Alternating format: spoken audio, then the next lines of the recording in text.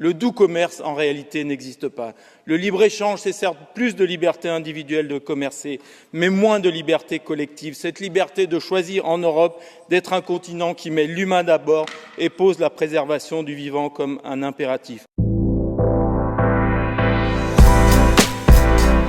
Monsieur le Commissaire, chers collègues, est-ce que les dernières négociations ont permis d'améliorer le projet d'accord commercial entre l'Europe et le Mercosur?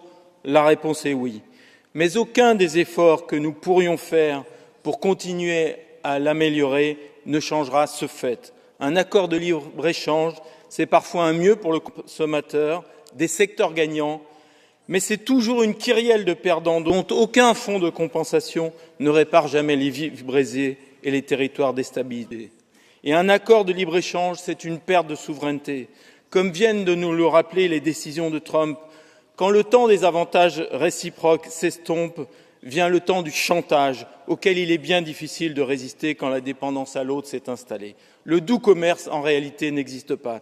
Le libre-échange, c'est certes plus de liberté individuelle de commercer, mais moins de liberté collective. Cette liberté de choisir en Europe d'être un continent qui met l'humain d'abord et pose la préservation du vivant comme un impératif.